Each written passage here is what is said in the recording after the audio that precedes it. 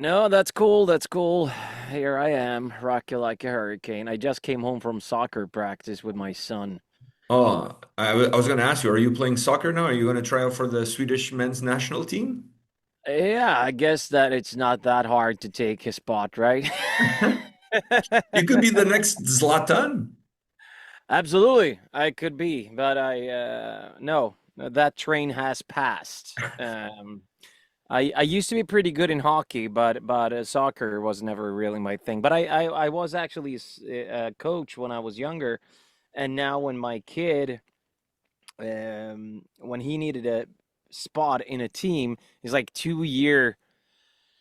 You have to wait for like 2 years to get a spot, and then they Oh, asked me, good. "But we've heard that you used to be a coach, so if you do that, he'll have a spot." And I was like, "Okay, While blackmailing you into coaching the boys team. exactly." Blackmailing starts early. Yeah, well, you How guys, you how you doing? How's the family? I'm doing good. Everybody's doing good. So, just surviving the craziness of the world that we're currently living in. But, that's nothing new, really. Yeah, that's a topic that we unfortunately should not talk about, but I Yeah. understand what you're where you're Yeah, for coming. for a minute there when you got up, I thought you were going to show me your crotch or something. I mean, it got pretty close, but we're getting a little bit more of you than we originally accounted for. Tell me that you're just collecting stuff for your OnlyFans. We can do a partnership. We can like have you doing a cameo or something. I don't know. Yeah, exactly.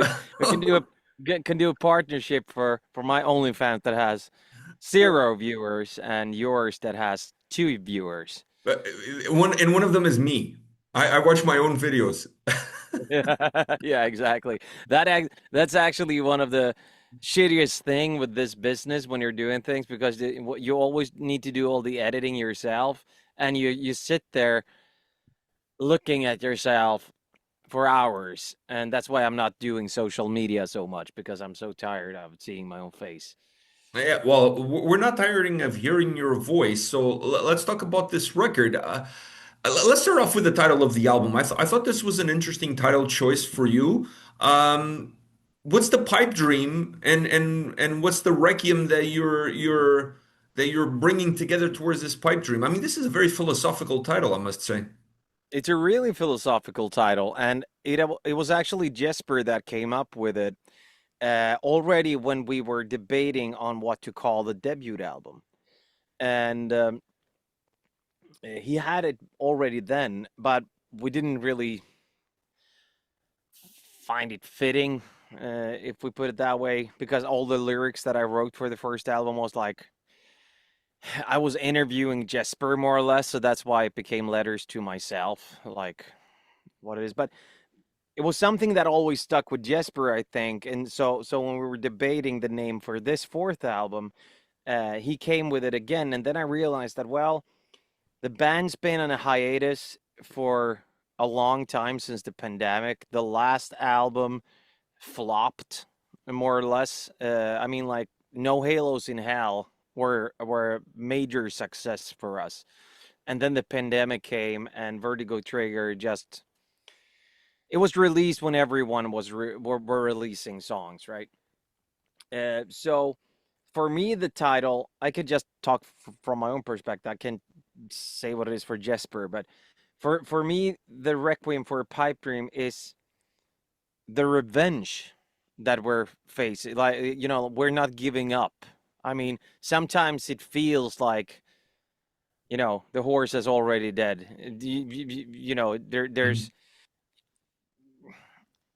There's no reason to continue, fighting for your goals or whatever. But I see it as a just telling everyone that we're still here, and we won't let go. I don't know how to explain in a good way, but yeah. It's interesting that that's kind of brings it all together. But I find that really interesting because this record is somewhat different from the previous albums. I mean, it's still connected in terms of you've guys always been a super melodic band. more so than a heavier band. You've always been a super melodic band. So I felt like on this album, you lean even more heavily on the melodic side of the band. But I felt like you guys did things that you hadn't really done before. So I still see growth on this record. So it doesn't feel like you guys are just releasing an album, we're still around. No, I still feel like you guys are developing and growing. So what did you feel like was important for you guys to achieve with this album to continue that growth, to continue to evolve as a band? First of all, I got this brand new guitar from ESP, and it has 7 strings. So all of That's a a nice sudden, I could, guitar. yeah, it's a really nice guitar. Um, uh, I could make songs that sounded way heavier in the, lows, tuning down to like there's a lot of songs that are like in F sharp. They're like really you could do some really heavy riffing with that guitar. Oige hated it at first. He just refused to play on those heavy gauges. But he came around and started to to actually like it. But realized you're playing in a band with an '80s guitar player that has strings that are as thick as human hair, and then you could strangle people with those strings. But that's another story. um, what were you asking about? You like how we were thinking about like Yeah, because the like I mean, approach. because for me, there's two aspects of this. One, which you said the previous album wasn't as successful, for lack of a better word, as perhaps you guys would wanted to. There was different circumstances surrounding that release. But at the same time, you want to showcase that you're still around. But this album feels to me like a step forward, like another step in the evolution of what Cyhra has been, keeping the melodic side of the band, perhaps even more melodic on this record. But how do you see that evolution? What was important for you in terms of what you wanted this record to deliver? Yeah, first of all, one thing that I did on purpose was to not give a fuck anymore, to be honest. Because I've always been overthinking things like, what are the fans gonna think about this? Which way do we need to go to please the people the fan base that we already have or whatever. On this one, I just wrote songs that I wanted to listen to myself. Lately, I've been listening to a lot of modern US metal, like I Prevail, Dayseeker, and Bad Omens. I Bad, felt that was a little bit of Bad Bad Omens. Omens. Yeah, Bad Omens was a big inspiration on this album. Um, and I don't even listen to music because I sit in my studio every day and I write music. So it was actually Pixie, my wife, that showed me a lot of those new bands that she listened to. And there's a new band now as well. I can't remember what they're called. Sleep Theory. Fantastic band. But that was way after the album was done though. But Bad Omens, absolutely.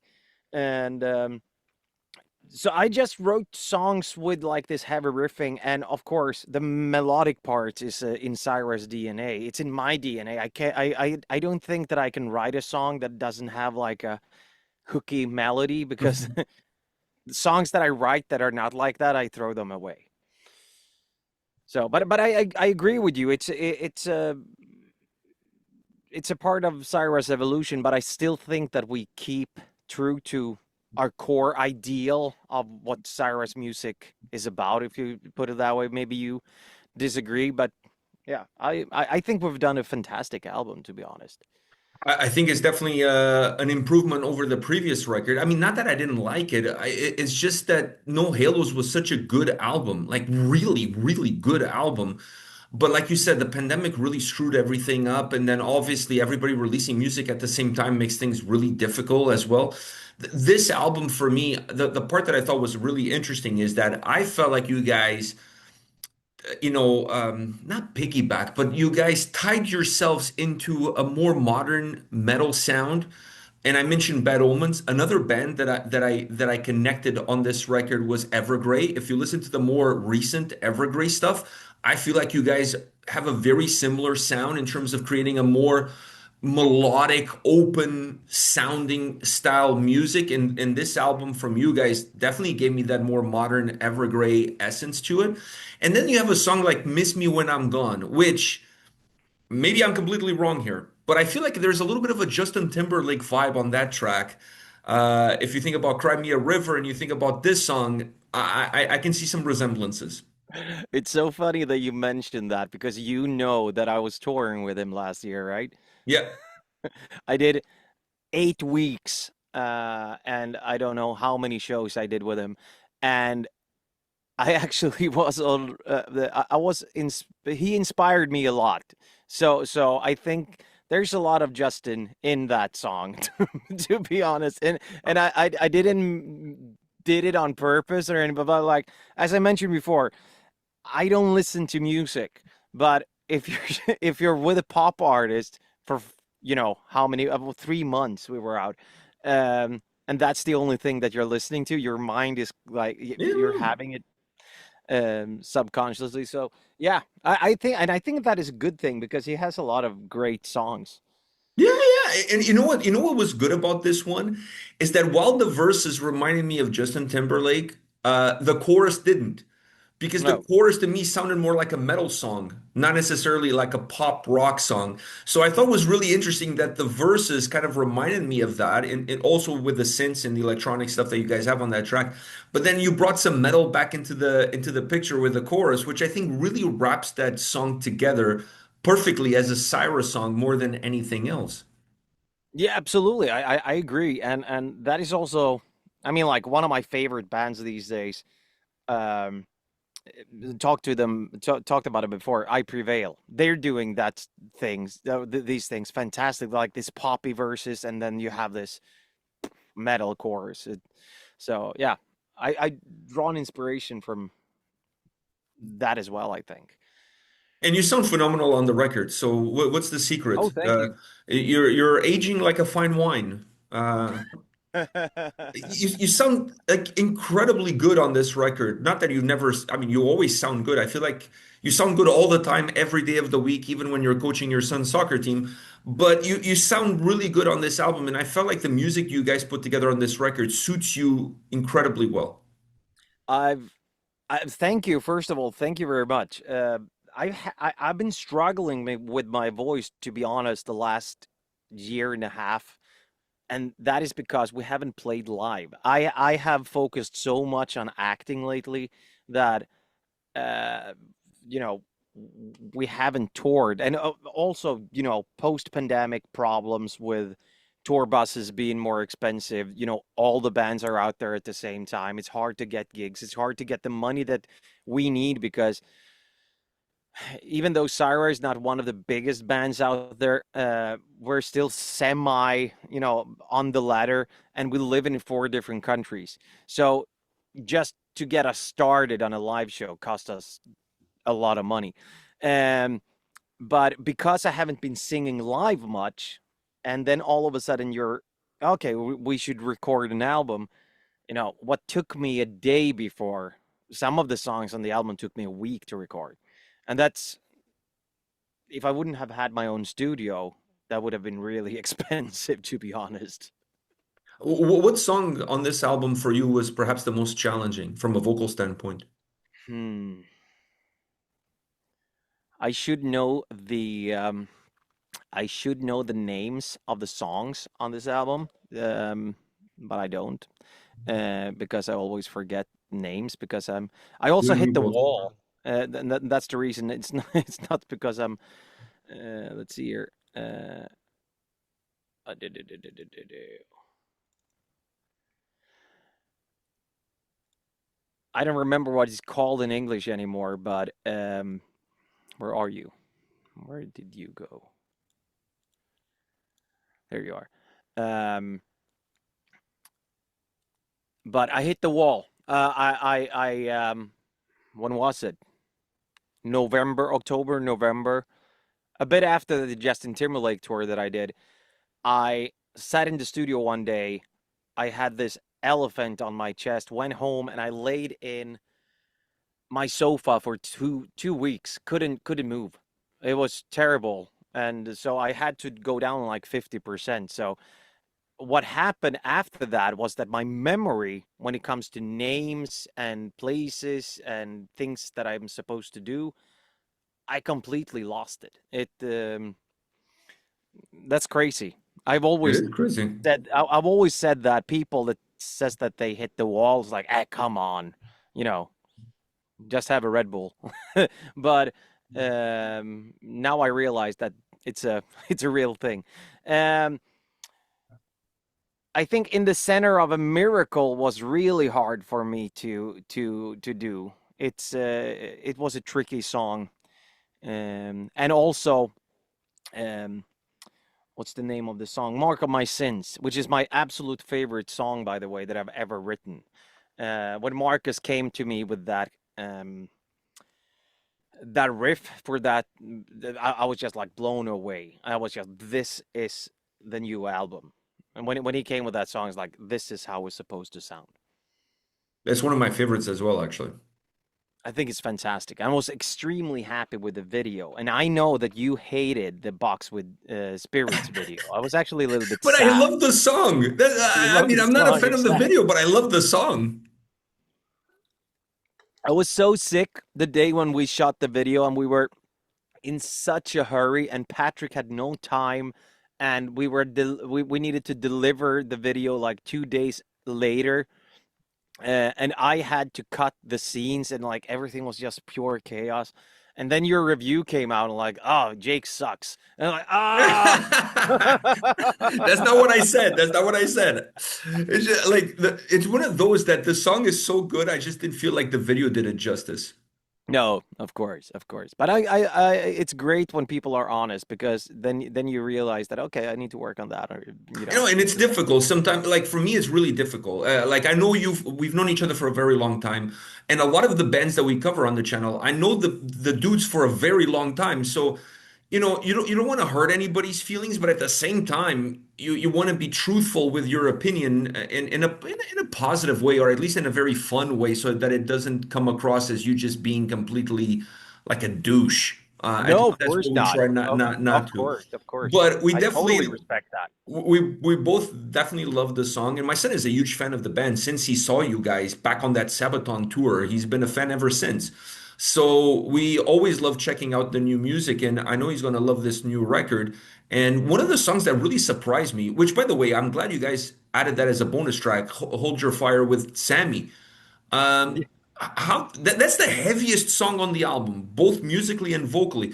How did that partnership come about? I was so crazy because I mean like I had my vision for the album, right? I wanted this more, leaning more towards the American, you know, r- metal Like rock. more modern metalcore kind of Yeah, sound. yeah, exactly. Even though we are not a metalcore band, but I mean, like, I drew a lot of influences from there. While we still have Oige, which is one of the best guitar players in the world, and I love him as my brother. But we had some sort of an argument about like the directions because he had some songs that were not bad songs in any way, but they were just like too far away from what I saw this album coming. So when he came with that song, uh, I just like, okay, it's not my favorite, but you like it. And he said that, and I was so tired of singing. I was, like in the middle of everything, and I was like, I don't know if I have any energy to write any vocal lines for this song or whatever. And he just said, I can check with Sammy. And so he sent it to Sammy, and Sammy sent something back like the day after, and it was great. And I was like, fantastic. I would not have been able to do what Sammy did with that song because my inspirations were somewhere else or elsewhere. So then and those melody ideas that I had for that demo was not what came out. So actually Sammy did most of the work on the vocals, and I even think that Sammy wrote the lyrics. So I rewrote some stuff on my part, but yes, Sammy and Oige is the ones to be credited for that song. It's one of my favorites. I fucking love It's the track. fantastic. And I love the fact that you guys put it as a bonus at the end because honestly, I don't think you can put that song anywhere on the record and make it work. It just No, wouldn't exactly. work. Exactly. I mean, like what we discussed, me and Oiga, we said that let's throw it in as a Japan bonus, but then we talked to the label and they said, well, we don't really do Japan bonuses anymore. And I'm so used, I'm like an old person nowadays. I'm always so used that you always deliver like one or two songs for Japan. But yeah, so it ended up being the extra song on the album. But it got really good reviews from people. I So love it. I it's fucking a love it. I great think song. it's a great song. But I already pre-recorded my review. It's going to be out like a week before the album drops. But on my review, I picked it as one of my top three. But I also said this song, outside of being a bonus track, does not work on this record. For as good as it is and for as much as I love it, if that song was like number three or number four on the album, I would hate it. Because Yeah, okay. like the album doesn't have that vibe. That's not what the album is. Yeah, exactly. No, no, I agree. But as you say, it's a great song. It's a really good Yeah, it it's a leans more it leans more how it sounds. It leans more towards like Oige's solo albums. So but it's a good song and Sammy did a fantastic job. yeah. So if you have the chance to talk to Sammy in the, year or so, please tell him that I'm very happy about the collaboration. I'll definitely if I see him, and I think I might be seeing him at a festival or something like that. I'll definitely be talking to him. We chatted, I think, a couple of months back when his album with Lost Society dropped, which also leans more towards this more modern American style metalcore sound. Even though I don't think it's for me, it's not a metalcore album, but it kind of leans more towards it, and it really suits that band well as well. So. And like I said, like even Evergrey is kind of leaning a little bit more towards that more melodic, open sound, which I think it's really cool. It's like an arena sound, a new arena sound, if you know what I mean. Absolutely, and I forgot to mention that before, but we toured with Evergrey. Was it last year? Or was it 2 years ago? Time just flies. Flies. Yeah, but um, and I was actually heavily inspired by them as well. I've always loved Evergrey, but see them play every night, and they're such great musicians. But I drew some inspiration from them as well. So yes. And you mentioned earlier in terms of the difficulties of getting shows and touring. Do you guys, is this album an important album to kind of help you guys get on the road? Um, I've said this in other interviews as well. I almost see this album as our third album. If you look at the old standards and how you promoted artists back in the day, you know, first album was to show everyone, second album was to see if you hold, third album was where you put all the resources onto like break a band, and that's more or less how I see this album. I mean, like we were unfortunate that when we released the Vertigo Trigger, everyone at Nuclear Blast that we were signed to at that time left the building. So no one took care of our release, and it was post, pandemic and everything like that. I mean, like I love the album, but obviously also it's up to the listeners to decide, and like it just fell under the radar. Um, Do you feel like you have a little bit more support now with RPM? RPM is fantastic. What a label. I love them. It feels to be back home with your family again after a long trip. Um, it I mean, like Cyhra started on a major label. We signed with Universal, and that was a fantastic journey. And now with RPM, I have the same feeling, more or less. So it's great. I mean, like we have only released singles now, but now is the big push for the album, and I think it's an important album for us. But it's also this album for me is it feels for me that I need to prove, or not me prove, but the fans needs to prove that okay, we like this, we sign off, we support you with this album. I mean, like we need that to be able to get back on that dead horse and ride away in this to the sunset again. Into the sunset.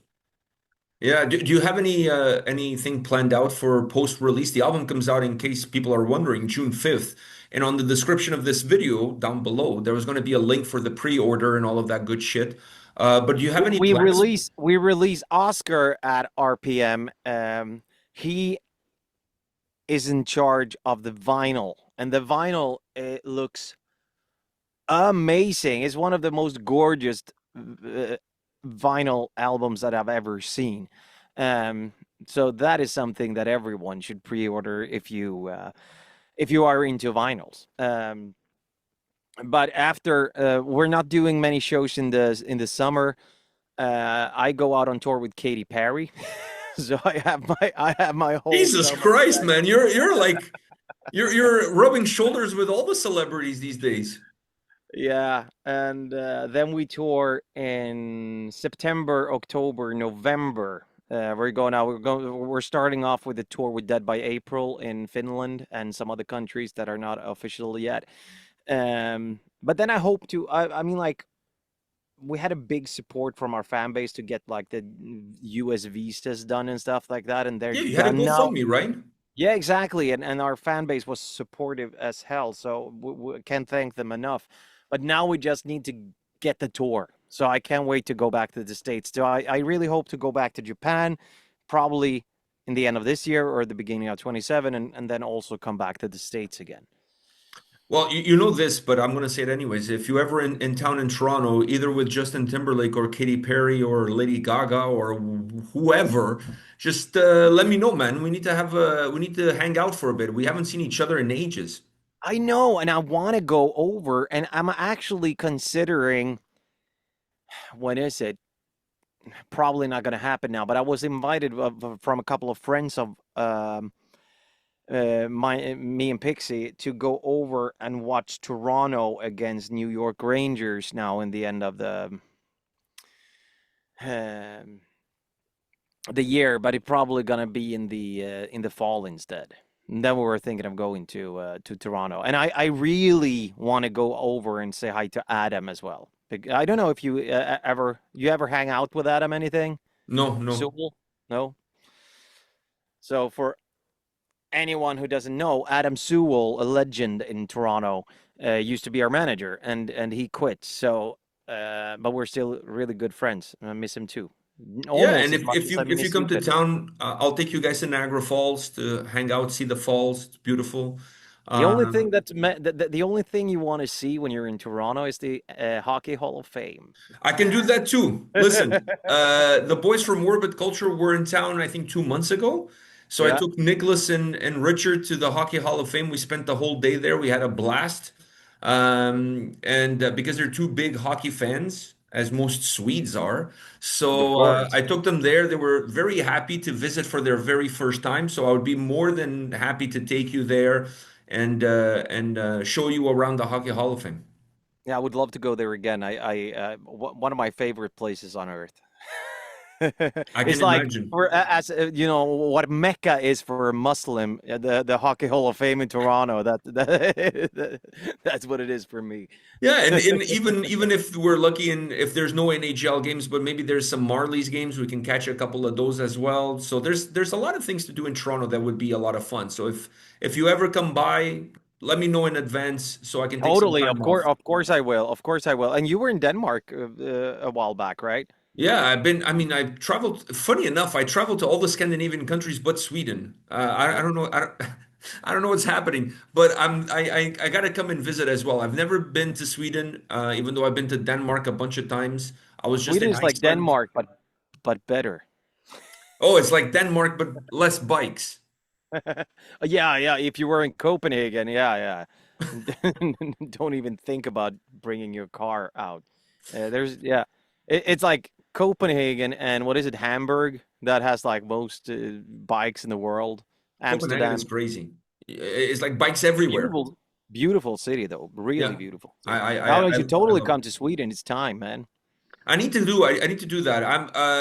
I need to see if there's a tour package playing like somewhere, maybe like, I don't know, Gothenburg or whatever, that gives me a reason to fly there, catch a couple of shows and spend a few days there. I need to do that. Yeah. You need to do that. But I got to do it Totally. when you're in town and you're always traveling. I I haven't been traveling much the last couple of years, to be honest. But yeah, these big tours that I've done recently, I've been gone for quite some time. But the tour that I'm doing in the summer is only like 5 weeks. Um, Is it across Europe? a European tour, yes. I was supposed to. I thought that I was gonna go over to the States for rehearsals in a week, but that was canceled today. I got notice of, so we'll see. Wow. And besides the music, you've been dabbing in the movie industry as well. So, what have you been up to? Yeah, I mean, like I've always wanted to become an actor. I've always acted my whole life. I mean, but I never really got time to do it. I mean, like when like right before we signed on with Amaranth, I was just about to move to Los Angeles, and I was admitted for MI. I was just like going there to, have a place to, the reason to move over there, more or less. But as I were there, we got, you know, a record deal with Amaranth. I realized that I can't live here. Then Amaranth took all of my time. Then I started Cyhra. Then I got kids. And 5 years ago or something like that, I realized that no, okay, I'm getting older. I really need to start focusing on this. So that's what I did. And I mean, I did acting stuff back in the days as well, but nothing major. But last year, I was over in Hollywood, did my first Hollywood movie called Eon Blade, which is not done yet. We were shooting it in two parts, and I'm acting against Doug Jones, which is one of the greatest actors of all time, which is a pretty cool thing for me. Yeah. And then this year and last year, I've been heavily involved in a new Swedish movie coming out in August called Metal Dragon, or We Are Metal Dragon. It's a comedy about a group of guys in their teenage years ready to take over the world, and you see that it's the 80s, and then it cuts and you see that things did not really go as planned, and everything just go to hell. It's going to be a real, I've seen the movie, it's fantastic, and I can't wait until they dub it to, like, or put subtitles in and release it somewhere else. I think the metal community is going to love it. But me and Christopher Borg and his brother Felix, we wrote all the music for the movie. So all the songs in the movie, which this fictional band plays, we made, and I also have a role in the movie as an actor. So that's one of the or some of the stuff that I've been doing. Holy shit, that's a Uh, lot of stuff. yeah, That's yeah, a yeah. And then I just signed on with a new agent in the U.S. and I'm doing a lot of auditions. That's more or less what all my weeks are, what I'm doing during the weeks now. So that's fun. But acting is something that I really, really want to do. I mean, like music is my job, but I'm one of these guys that I wanted to become a hockey player. And when that shit hit the fan and I couldn't do that anymore, my first idea was to like, what am I going to do now? And my first thought was like, rock star sounds cool. So that was what I did. And now I've been a quote unquote rock star for 25 years. And now I want to, start to get into something that is even harder. So I always try to push myself into I don't want to be an accountant. I want to be like something that is really, really hard to reach. something that is fun too. And it's fun, exactly. Exactly. So the next one is soccer dad coach. And soccer dad coach, just as I told you before, yeah. So yeah, now I'm running around the field and yelling at 7-year-olds. Next thing you know, you're coaching Malmo. Oh no, no, I'm not gonna. I know nothing about soccer or football anymore. It's really weird. I like hockey because hockey there's always something happening each shift, but in soccer like I 90 can minutes. imagine you yelling at the kids, "No icing! What are you doing? Get the ball out of the corner! Get the ball out of the corner!" Like, that'd be It, hilarious. actually, right now it's more like let that maggot be alone. You're kind of like the what's the name of that show? Ted Lasso. You're like the Ted Lasso, but like the hockey one. Ted Lasso Yeah, was an American football coach coaching soccer. You're like a hockey guy coaching soccer. So you're kind of like the Swedish Ted Lasso. yeah, exactly, exactly like that. You're like pull the jersey over their heads and punch them. You know what I mean? Like what is this red card shit? 2 minutes in the penalty box and we get him back for another shift. That's your Exactly. mentality. That's Jake, my mentality. thank you very much for your time today, man. This is always a pleasure to see you and it's always a pleasure to talk to you. Once again, Requiem for a Pipe Dream comes out June 5th on RPM. The pre-order link is in the description of this video, so go click on that.